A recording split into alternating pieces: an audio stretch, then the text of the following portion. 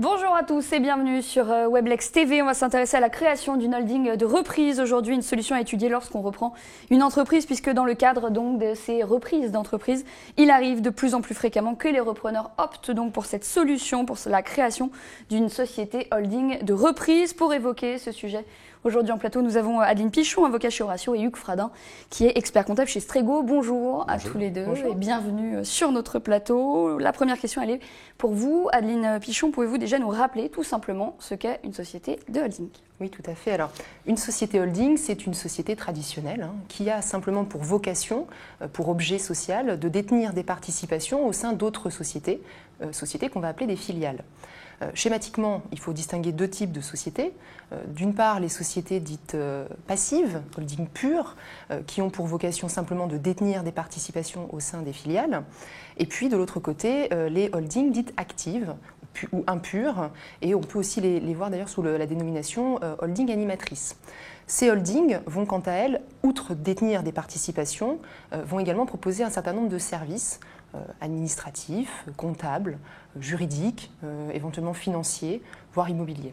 Et question suivante pour Hugues Fradin. En quoi le recours à une société holding peut donc constituer une alternative à la reprise d'une entreprise en direct par un particulier? Eh bien, finalement, le particulier qui va devoir acheter une société, c'est-à-dire une cible, va bien souvent emprunter. Cet emprunt, il va le rembourser grâce à de la distribution de dividendes, sauf que ces dividendes finalement vont être fiscalisés dans la catégorie des revenus de capitaux mobiliers. Alors effectivement avec un abattement de 40%, mais ça fait déjà une fiscalité qui est lourde. Et puis dans certains cas, par exemple les SARL, il y a également des cotisations sociales RSI qui viennent s'ajouter sous certaines conditions.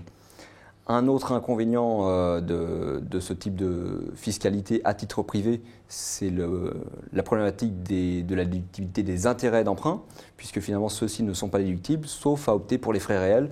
Et dans ce cas-là, effectivement, on peut déduire les intérêts d'emprunt, mais sous certaines conditions, et en règle générale, c'est également plafonné. Donc le recours à une société holding en fait, peut gommer tous ces effets? Oui. Constituer une société holding, finalement, gomme ces deux effets. C'est ce qu'on appelle l'effet LBO, leverage buyout, puisqu'il y a un effet de levier financier, un effet de levier qui est fiscal. L'effet de levier financier il est le suivant: on ne loge plus l'emprunt finalement au niveau du particulier, mais dans la société, c'est elle qui emprunte, donc c'est elle qui perçoit les dividendes. L'endettement est alors mis à son profit. Et puis cet emprunt sera remboursé par les dividendes que la société touchera. Même chose au niveau fiscal, il y a une fiscalité qui est complètement différente puisque l'emprunt et les dividendes sont fiscalisés dans la société qui a emprunté. Alors Adeline Pichon, justement, vous pouvez nous apporter quelques précisions sur cet effet donc, de levier fiscal? Oui, alors l'effet de levier fiscal va s'apprécier effectivement à plusieurs niveaux. Le premier, c'est la possibilité de pouvoir déduire les intérêts d'emprunt au niveau de la holding. Et le second, comme le soulignait Hugues à l'instant, c'est la fiscalité des dividendes.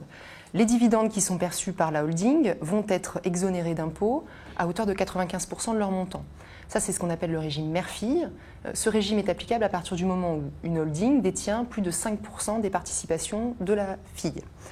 Et puis on va aller plus loin, les dividendes peuvent même être exonérés totalement d'imposition à partir du moment où les sociétés du groupe optent pour le régime de l'intégration fiscale. Alors ce régime permet donc de prendre en charge globalement, en fait, au niveau à la fois de la fille et de la holding, les résultats dans leur globalité. Cette option pour le régime de l'intégration fiscale est possible, sous condition par contre, attention, puisqu'il faut détenir donc, en tant que holding 95% au minimum de la fille. Donc ce que vous dites, c'est en fait le recours à une société holding ne présente que des avantages finalement? Oui, indéniablement, le recours à une société holding présente un certain nombre d'avantages. Après, bien sûr, il faut étudier les dossiers au cas par cas. Je pense que la société holding ne doit pas être systématique. Et puis, il y a un certain nombre de vigilances à avoir quand on se lance dans ce type de montage. Notamment, il faut bien que la société cible ait un rendement suffisant pour pouvoir dégager les dividendes nécessaires pour que la holding rembourse son emprunt. Et pour finir, Hugues Fradin, vous souhaitiez apporter une dernière précision concernant la holding? Oui, je voudrais compléter ce qu'a dit Adeline. Finalement, on ne crée pas une holding tout le temps. Lorsque la cible est de petite taille, de 20 ou de 50 000 euros par exemple, il y a des effets de bord qu'il faut quand même prendre en compte lorsqu'on crée sa holding. Je pense aux effets de bord en matière comptable ou en matière fiscale. En matière comptable, il y a des coûts administratifs de suivi de cette holding-là.